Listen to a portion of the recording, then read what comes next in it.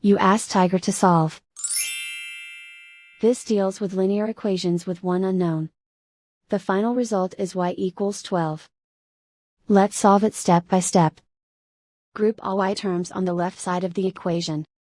Subtract 3y from both sides. Group like terms. Simplify the arithmetic.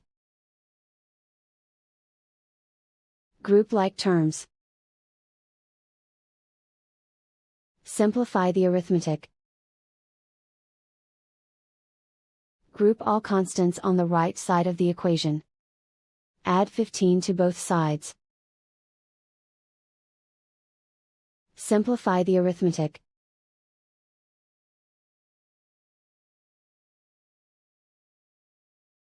Isolate the y. Divide both sides by -4.